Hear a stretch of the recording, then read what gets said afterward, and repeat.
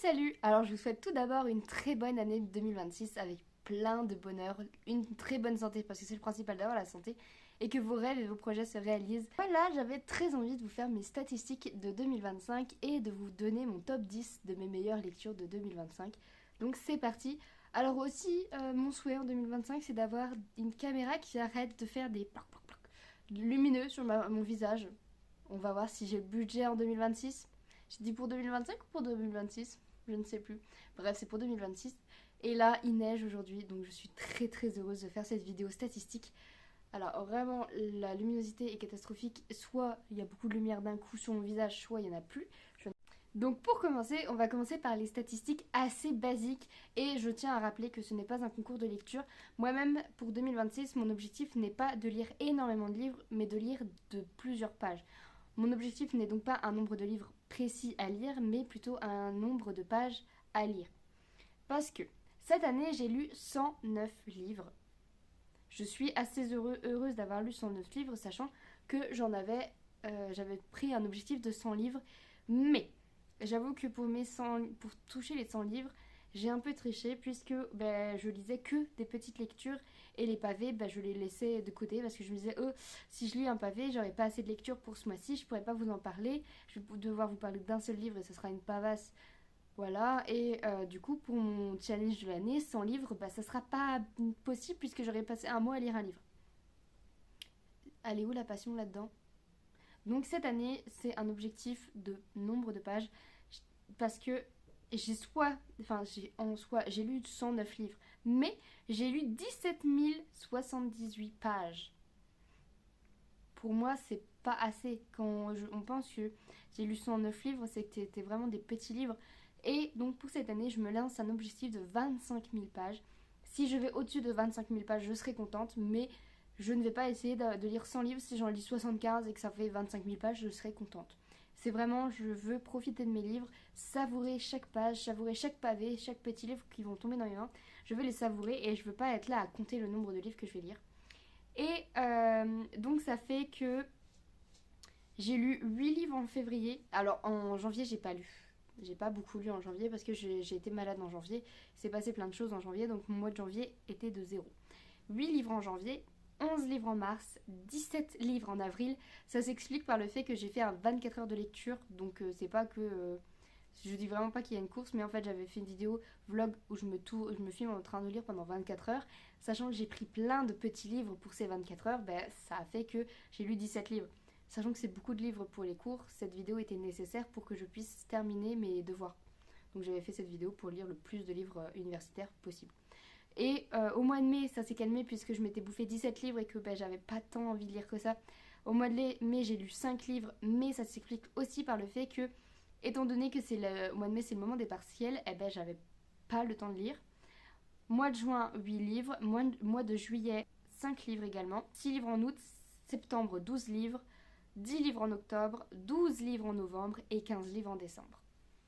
Sachant que j'ai travaillé en 35 heures pour un stage et j'ai réussi à lire 15 livres, mais ça s'explique par le fait que j'ai lu des albums aux enfants et du coup je les ai comptabilisés puisque j'aime bien mémoriser et garder autant que possible tous les livres que j'ai lus, tous les livres qui sont passés dans mes mains. Je les mets dans une liste sur Babelio pour que je puisse, au cas où un jour j'en ai besoin, je me dis tiens j'ai lu ça, c'était par rapport à ça et donc j'en ai besoin pour telle chose. Donc ce qu'on voit c'est que je peux lire énormément de livres par mois, mais c'est variant, c'est variable quoi. On peut passer d'un mois à 17 livres comme on peut passer à un mois où j'ai lu que 3 livres, enfin 5 livres. Donc c'est vraiment... Et je veux que cette année ça soit un peu moins irrégulier comme ça, que je me tienne vraiment à un rythme de lecture que j'aime, que je ne m'oblige pas à lire, mais que je lise quand j'ai envie de lire et de façon satisfaisante. Parce que vraiment, là, cette année, je sais très bien que j'ai lu de façon pas du tout satisfaisante. J'avais envie de lire, mais je ne pouvais pas parce que j'avais le travail, les cours en même temps. C'était compliqué. Mais cette année, de toute façon, c'est ma dernière année universitaire, c'est la dernière année. Au mois de mai, c'est fini l'université. C'est ma dernière année où je sacrifie mon temps de lecture pour les cours et le travail. Vraiment, je me le promets parce que là, c'est pas ce que moi j'ai envie de faire. Et ce nombre de livres, du coup, ça me fait une moyenne de 9,90 livres par mois en moyenne. Donc lire 9 livres par mois, ça me va. Pour moi, c'est un nombre qui me convient. Si je pouvais lire 10 livres par mois, je serais bien plus heureuse. Mais 9 livres par mois, je pense que ça me convient. Sachant qu'il y a eu des mois où j'en ai lu que 5. Et d'autres où j'en ai eu énormément. Mais 9 livres, ça serait vraiment le livre ça serait le nombre de livres que je voudrais. Ensuite, partons sur les statistiques de la nationalité des livres et des auteurs que j'ai lus.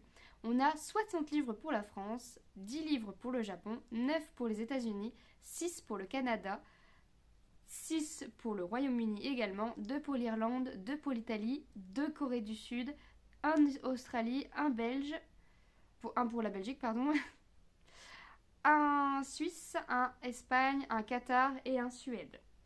Alors, j'avoue que mon objectif de lire beaucoup de livres français, c'est vu. Mais sachant que j'ai lu beaucoup de services presse, c'est normal qu'il y a autant de livres lus pour la France. Mais en fait, je suis un peu déçue de moi sur le côté Japon. Parce que ça montre que j'ai pas lu tant de mangas que ça. Alors que des mangas, à la base, j'en dévore beaucoup, beaucoup, beaucoup. Donc là, ça me montre que j'ai lu beaucoup de livres, mais j'ai mis de côté le fait que j'aimais les mangas. Et donc cette année, j'aimerais recommencer à relire les mangas que j'aime parce que vraiment j'ai une tonne de mangas à lire. On va aller sur les genres de lecture que j'aime bien lire. Donc on a littérature jeunesse, on est à 45 livres. Bande dessinée, on est à 13 livres. Littérature ado, on est à 11 livres. Fantasy, 11 également. Classique, 10. J'ai lu 10 classiques. 10 mangas, 9 horreurs, 7 romans policiers polars, 7 pièces de théâtre, 6 romans graphiques. Ouais, je trouve que c'est pas assez diversifié. Et cette année, j'espère diversifier et lire un peu plus de plusieurs genres différents. Ensuite, date de publication de l'œuvre originale. Je suis plus vers les 2020. Étonnamment, je pensais que j'avais lu plus des livres plus anciens, mais non, étonnamment, j'ai lu 55 livres qui ont été édités depuis 2020, enfin de 2020 à 2025, 21 livres de 2010 à 2019, 9 livres de 2000 à 2009, 2 livres 90 à 99, un livre de 80 à 89, un livre également pour 50 à 59, 4 livres pour 40 à 49, un livre de 1920 à 1929, 5 livres de 1800 à 1899. Lui, c'est tout ce qui est... c'est parce que j'ai lu les Émile Zola, les Rougon-Macquart. Du coup, c'est normal, ça fait beaucoup. Et j'ai lu du Honoré de Balzac. Donc, c'est normal que ça fasse soudainement beaucoup de livres. Enfin, soudainement. Et de 1500 à 1599, j'ai lu 2 livres. Et c'était Louise Labbé et William Shakespeare. Voilà pour les stats. D'après Babelio, ma maison d'édition, ça serait Gallimard, mais je lis énormément de maisons d'édition. Je vous mets le truc juste ici parce que vraiment, je peux pas vous les faire. Je lis énormément de maisons d'édition, mais je me dis que je ne lis pas beaucoup de livres dans les mêmes maisons d'édition. Livres par nombre de pages, on est pour les livres de moins de 100 pages, on est à 33% de livres moins de 100 pages. 52% pour les livres de 300 pages et seulement 13% pour les livres de 500 pages. De plus de 500 pages, quoi. Je trouve pas ça assez, mais bon. Enfin, jusqu'à 500 pages. J'ai lu 3% de non-fiction et 96% de fiction. Ça, la non-fiction, j'aimerais bien la mettre un petit peu plus dans mes livres, mais il faut que je trouve un sujet qui m'intéresse vraiment. J'ai trouvé des livres sur le féminisme, sur les femmes écrivaines et tout ça, donc les poétesses, les peintres aussi, les peintresses. Et ça m'intéresse beaucoup, du coup j'ai hâte de les lire, mais ça sera pour 2026. Et ensuite, pour livres par format, on est à 3% numérique. Mais ça, je pense que c'est parce que j'ai mal répertorié mes livres, et cette année, je vais me faire un Excel pour bien tout répertorier. 12% d'albums, 16% de reliés, 22% de poche et 45% de broché. Donc vraiment le format papier broché, c'est mon truc, quoi. Donc voilà pour les statistiques. Et donc là je vais vous parler de mes top 10, donc mes 10 livres favoris de cette année 2025. Et donc pour commencer, je vais commencer par par le 10e. Comme ça on va mettre le top du top en premier. Donc mon 10e livre préféré de l'année 2025 est un thriller. Donc il s'agit de Crystal Park de Julien Rochard qui est en auto-édition et que je vous conseille fortement. J'ai mis une note de 5 étoiles. C'est assez rare chez moi de mettre une note de 5 étoiles à une auto-édition puisque je trouve... Enfin, je note pas facilement, mais on va pas dire que je note sévèrement non plus, mais quand il y a quelque chose qui me dérange dans la lecture, eh ben, je suis facilement attirée vers un 4 étoiles qu'un 5 étoiles. Là, rien ne m'a dérangé. C'était un livre qui était complet, qui a été écrit de façon parfaite. L'intrigue, elle a été menée du début jusqu'à la fin. J'ai presque rien vu venir. C'était parfait, vraiment, c'était parfait. J'étais stressée et j'étais un peu inquiète aussi pour cette petite fille. C'est l'histoire d'une petite fille qui a 6 ans et qui fête son anniversaire dans un parc d'attractions. Et son père va la lâcher des mains quelques secondes, vraiment, c'est un millième de seconde, et elle va disparaître. C'est son anniversaire, elle a 6 ans, on ne sait pas où elle est. On retrouve son serre-tête si je ne me trompe pas, et on ne sait pas où elle est. On a retrouvé juste ce petit objet qui lui appartenait. Et les parents sont dévastés par cette perte. Il y a beaucoup de... Le couple est en difficulté à cause de ça, mais il y a quand même... C'est vraiment bien mené, quoi. C'est vraiment bien mené, puisque en plus de cette disparition, on découvre qu'une jeune femme est décédée. Donc on retrouve une femme qui est morte dans un manège dans le même parc d'attractions. Donc on va se demander si c'est pas si le fait de retrouver une fille qui est décédée dans un manège et en même temps qu'une fille de 6 ans a disparu, est-ce que c'est une affaire qui est liée ou est-ce que c'est juste un concours de circonstances, une coïncidence très bizarre et macabre et morbide qui a fait que on retrouve deux affaires dans un même lieu, le même soir, à la même heure. Et vraiment, j'ai trouvé ça mais vraiment très bien fait. Je vais vous lire le résumé parce que moi, je sais pas très bien parler des livres. J'ai remarqué que j'étais pas très douée pour faire des résumés qui donnent envie. Mais on est fête foraine de Crystal Park, Clermont-Ferrand. Les festivités battent leur plein lorsque Charlie, 6 ans, disparaît soudain au milieu de la foule. Au même moment, une jeune femme est retrouvée morte dans la grande roue. Camille Bréant, lieutenant de police à la brigade criminelle, reste persuadé que les deux affaires sont liées. Commence alors une véritable course contre la montre. Qui est cette femme et pourquoi l'a-t-on assassinée? Quel lien peut-il bien y avoir avec la disparition de la fillette? Alors qu'un climat de suspicion s'installe vis-à-vis de la communauté foraine, Camille mettra tout en œuvre pour faire éclater la vérité. Mais vraiment, je vous conseille ce livre. Je peux rien dire d'autre que ça. Je crois que vous avez déjà fait une vidéo en long, en large et en travers pour vous dire qu'il fallait le lire. Donc vraiment, lisez. Si vous aimez les thrillers assez psychologiques et avec beaucoup de suspense et plein de questions qu'on se pose, je vous le conseille, mais vraiment à 100 000%. Le 9e livre de ce top 2025 est Être ici est une splendeur, vie de Paula M. Baker de Marie Dariussec aux éditions Folio. Et là, on est sur la biographie d'une peintre femme qui a été l'une des premières à peindre des personnes nues, donc des portraits nus, de nus, c'est comme ça que ça s'appelle. Et donc on a sa vie, le fait qu'elle s'est battue pour devenir peintre, on a ses amours, on a toute sa vie. Là, on la voit se représenter en tant que femme enceinte, mais on ne sait pas vraiment si elle s'est représentée en pensant qu'elle était enceinte ou autre, puisque on apprend au fur et à mesure de l'histoire que la grossesse n'était pas la première chose de sa vie, puisque la peinture c'était vraiment son bébé, c'était sa passion, et elle s'est mariée avec un peintre qui s'appelait... je ne sais plus comment. Mais je vais vous lire le résumé parce que je l'ai lu au mois de... Je l'ai lu au mois d'avril, quand j'ai fait mes 17 livres au mois d'avril. C'est vraiment un livre que je vous conseille. C'est Paula Modersohn Baker, voulait peindre et c'est tout.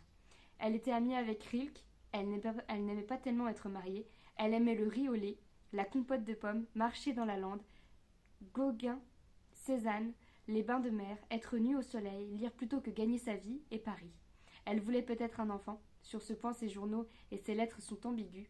Elle a existé en vrai de 1876 à 1907. Si vous aimez les œuvres féministes, si vous aimez connaître la vie de ces femmes qui se sont battues pour vivre de leur passion et que d'être reconnues comme autant qu'un homme et reconnu d'être peintre, je vous conseille fortement cette petite lecture qui est très très rapide à lire et vraiment pleine d'émotions. la fin, elle m'a... La fin, j'étais en public, je travaillais à Burger King et c'était ma pause de repas et je l'ai lu pendant ma pause. Et si j'avais pu être seule dans un endroit à l'abri des regards, je me serais laissée porter par les larmes tellement ça m'a... C'est ce dommage, c'est vraiment...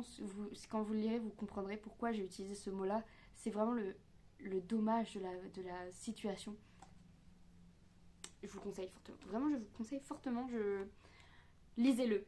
Je fais une propagande sur ce livre. Lisez-le. Voilà. En 8e position, j'ai mis un livre que j'ai lu cet été entre deux préparations de pizza, puisque j'étais pizzaiolo en job d'été pour payer mes études, et j'ai lu Les 4 saisons de l'été de Grégoire Delacour, aux éditions Le Livre de Poche. Et c'est un livre que j'ai eu dans un lot. En fait, j'ai payé un lot sur Le Bon Coin parce qu'il y avait un livre qui m'intéressait et la personne ne vendait pas le livre seul, il vendait en lot. Et du coup, je me suis dit, bon, ça vaut le coup de toute façon. Donc, j'ai pris le lot et je me suis dit, bah, je vais les lire. Voilà. Et j'ai bien fait, mais qu'est-ce que j'ai bien fait? Parce que ceci a été un coup de cœur, mais extraordinaire. Cet été-là, Gabriel chantait hors saison et tout le monde chantait Gabriel. Pardon. Cet été-là, sur la plage du Touquet, les corps se dévoilaient, les cœurs s'emballaient. Cet été-là, sur les dunes immenses, se jouaient les destinées amoureuses de 4 couples. À l'âge des 4 saisons d'une vie, l'été est-il toujours fatal aux histoires d'amour? Bouleversant et solaire, ce roman de Grégoire Delacour retrace la trajectoire de nos blessures et nos élans les plus fous.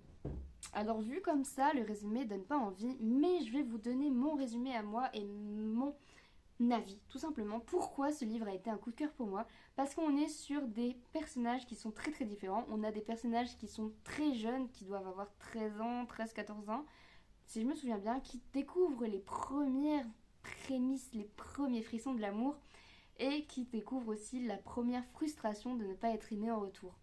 Et on a en même temps plusieurs histoires. On a aussi l'histoire d'une jeune femme qui, elle, du jour au lendemain, elle a été mariée toute sa vie à un homme, et du jour au lendemain, cet homme, elle le voit partir, par là, elle se met à la fenêtre et elle le voit partir.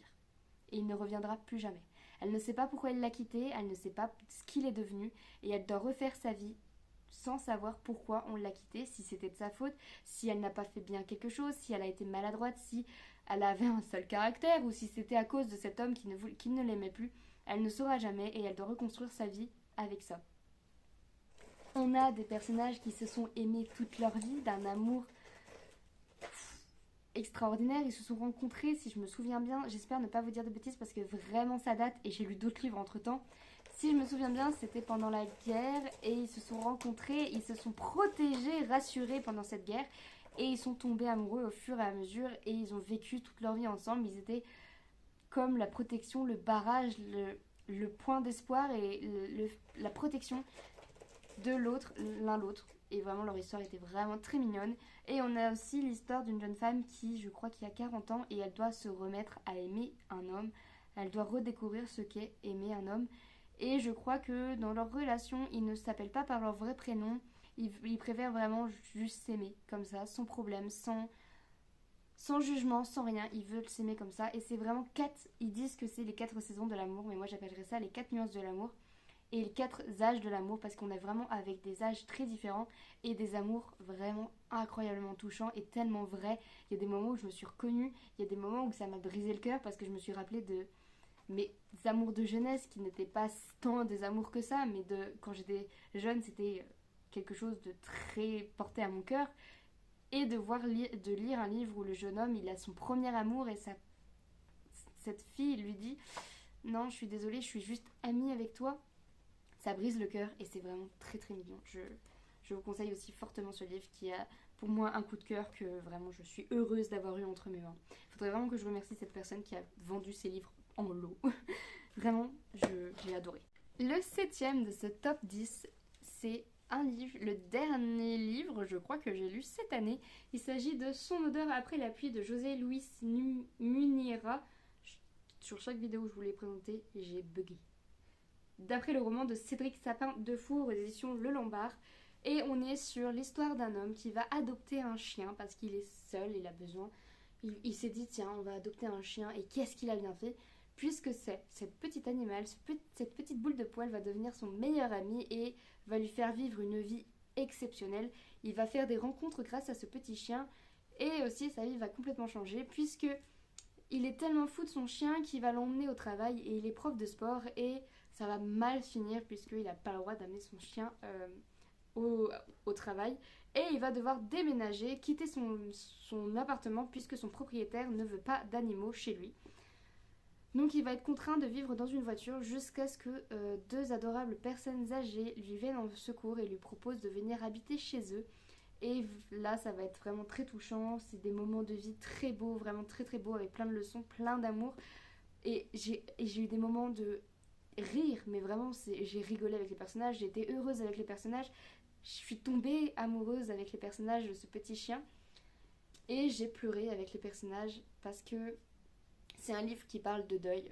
Alors pas que un deuil animal, aussi c'est la perte d'un proche, mais surtout le fait que lorsqu'on adopte un animal, on sait déjà qu'il va partir avant nous malheureusement, et qu'on va devoir subir cette perte, ce chagrin immense de perdre notre meilleur ami. Et vraiment cette bande dessinée m'a fait du bien puisque moi j'ai perdu mon chien en 2025, juste avant mes partiels. D'ailleurs, pire moment. Vraiment c'était le pire moment. Et j'arrive, même après avoir lu la BD, j'arrive pas à faire mon deuil. Il me manque toujours autant, c'était toute ma vie mon chien. Mais maintenant, après avoir lu cette bande dessinée là et me dire que après avoir perdu son meilleur ami, son chien, on peut se relever quand même, même si le chagrin il est immense et qu'on le pèse, ce sera toute notre vie dans notre cœur. On peut quand même se relever et vraiment cette bande dessinée elle est extraordinaire. J'ai lâché des larmes, vous pouvez même pas imaginer. Je faisais un vlog, j'ai préféré couper la caméra que de vous montrer à quel point je pleurais. Vraiment, c'était une crise de larmes, je n'arrivais pas à m'arrêter et plus je tournais les pages, plus il y avait ces phrases de moments où on se dit ah, il est parti, j'ai pas assez fait, je l'ai pas assez aimé, alors que bien évidemment on l'a aimé de tout notre cœur, on l'a aimé autant qu'on pouvait, de tout ce qu'on pouvait, mais on a toujours ce truc de on l'a pas aimé assez, alors que bien évidemment qu'on l'a aimé plus que tout au monde.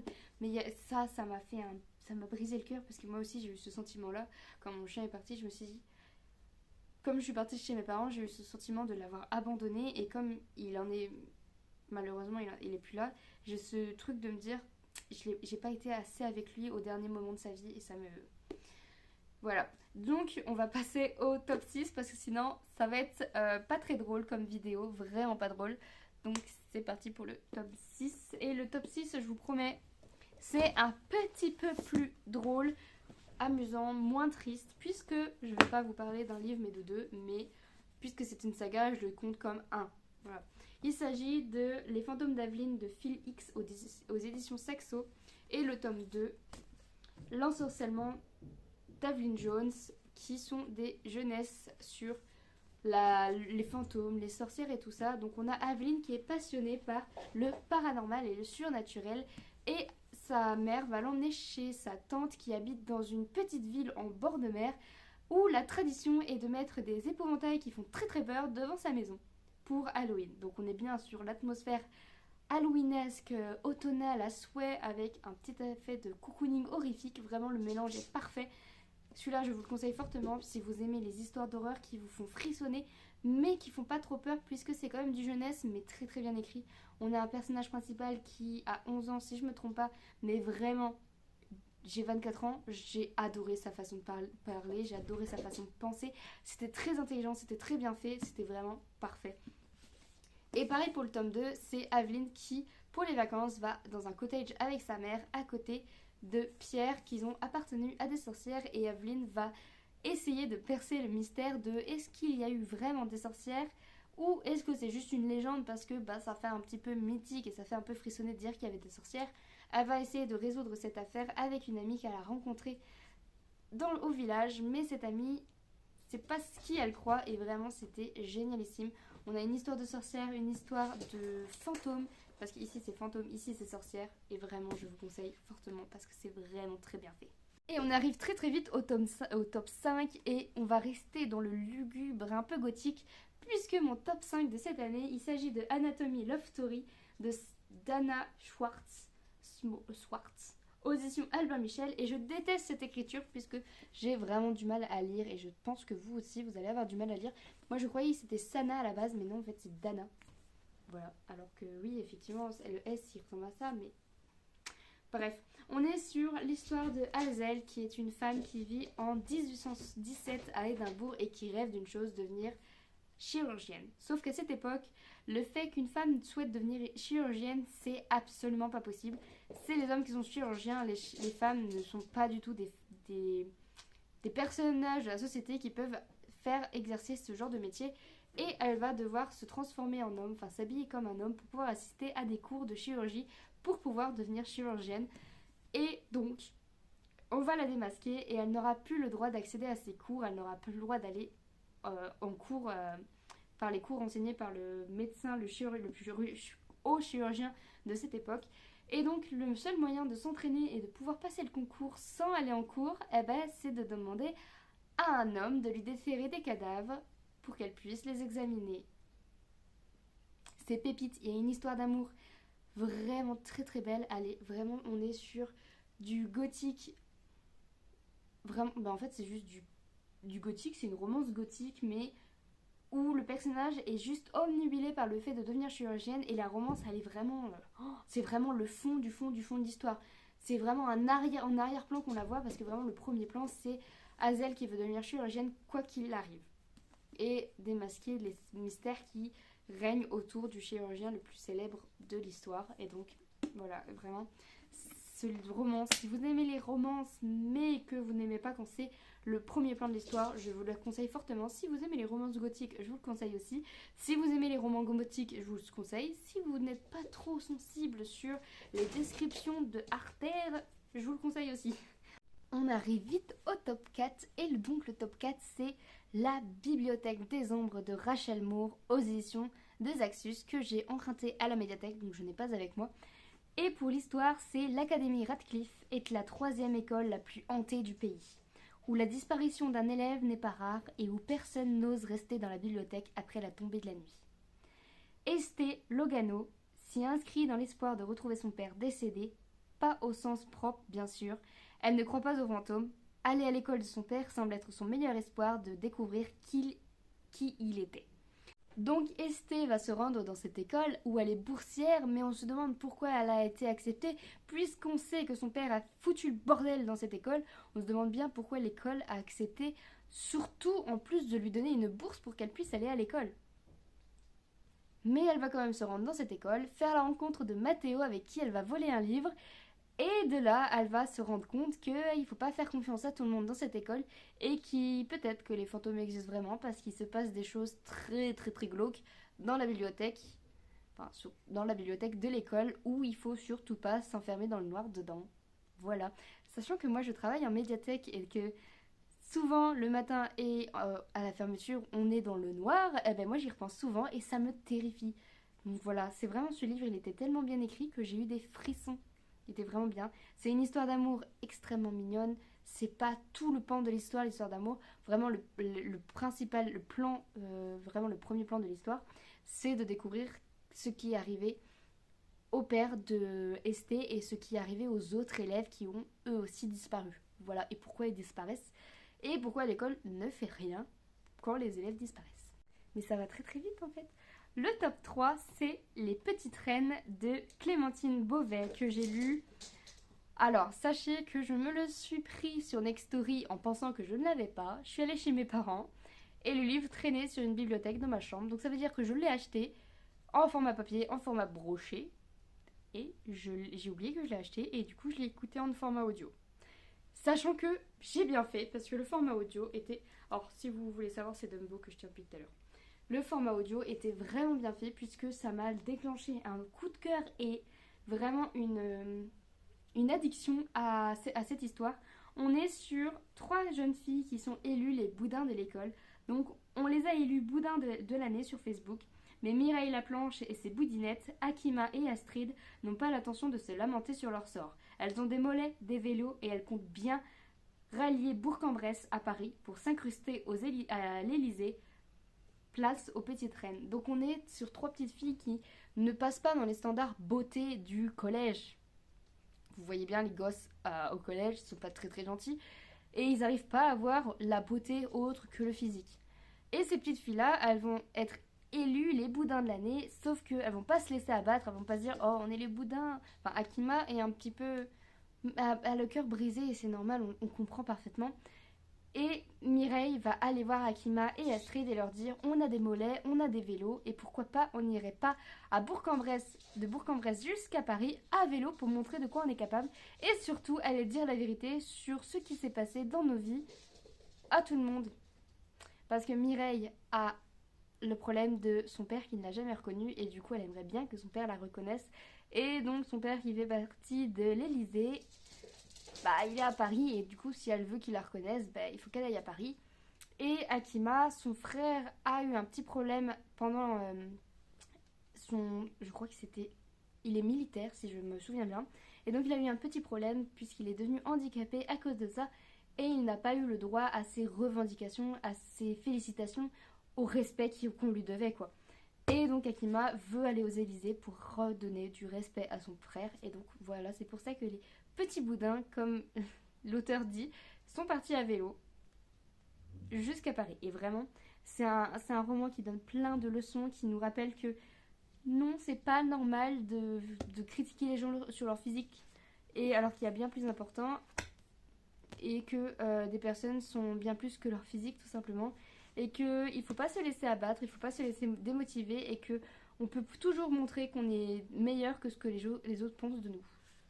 Mais aussi, il ne faut pas prendre trop au sérieux ce que les autres pensent de nous parce que le principal, c'est l'amour qu'on donne à soi-même et l'amour que nos proches nous donnent à nous-mêmes. À nous, voilà. Un petit peu la morale de l'histoire. Ah, il y a les pompiers. En même temps, vu tout ce qui neige, ils vont pas très vite les pompiers. À mon avis, ça glisse. Aïe aïe aïe.